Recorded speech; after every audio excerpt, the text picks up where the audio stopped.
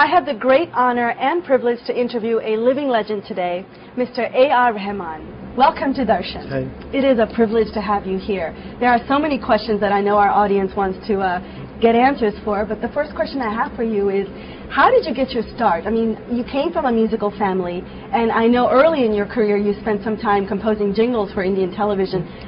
Then you got your big break with the film Roja. Can you tell me, how has your trajectory been and how have you grown as a person? I come from a musical family, so my father was a composer, arranger, and after he passed away, my mother wanted me to come into music. And she actually kind of directed me to music, and at the age of around 18 or 19 I started jingles, and then 23, 25 I started my first movie. So it was a gradual growth, and before that I was playing in bands and stuff like that. In fact, your music has a lot of cultural influences. From your early start being indoctrinated into Carnatic music, you then went on to pursue a degree in Western classical music at Trinity College. You've influenced you've taken influences from all sorts of genres, and you've even composed for Japanese and Chinese productions. How would you say all the different genres you work with, which is your favorite, and how do you decide to incorporate the various different aspects into your music? I think, in my opinion, life, the way I see life is, everybody has the same soul from God, and we are united by that. And of course, the outerly, the body is different and the face is different, but inside we all think we have the same love, sadness, pain, and then all kinds of same feelings, which is share very commonly. So most of the music comes out of these feelings. And for me, if you listen to Japanese music, or if you listen to African, or if you listen to Qawwali, or if you listen to any kind of music, if it touches your heart, then it's important for me. I don't go by, this is very good, this is very good.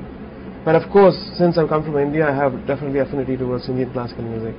And then I grew up as a classical pianist, and so Western classical is also there in my thing. But film scoring is an entirely different game.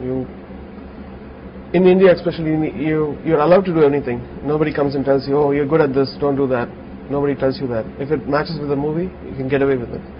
Let me ask you a question, because Jai Ho has become such a big hit for the world, and your music has really become its own genre because of all the influences you take. Do you ever find that there is a conflict between meeting the pop need versus meeting your own creative need, because you have become such a phenomenon? I think I respect people's taste. I don't be very, I can do only this kind of music. I like to be in a high level of music, and then that means you're like condescending a different kind of audience who wants something simple, and so you're depriving them of that music, and you're going to like high society music. So I am for everyone. My music is for everyone, because I do films cater to everyone. So naturally, there are times where you can go to really high levels of music, which is classical and very intense stuff. Then we could do stuff which is almost appealing to a small, child or an infant. So it's with life actually. You study from life and learn all these.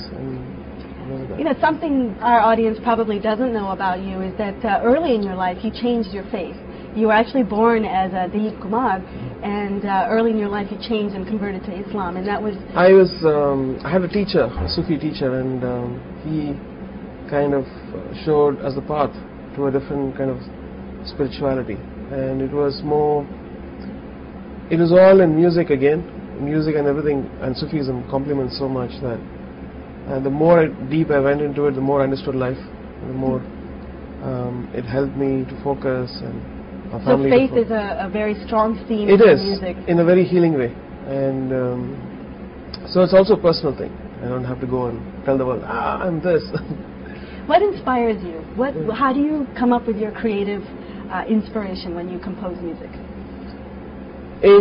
Since I'm basically a movie composer, the inspiration comes from the script, or the team I'm working with, or it could be the lyrics, and it could be nature. So different things. Sometimes they give the inspiration, sometimes they take the inspiration from you. It's vice versa.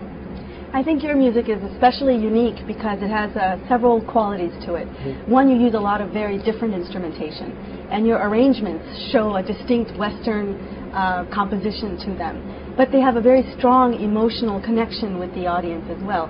What's your favorite piece of instrument? And if you had to pick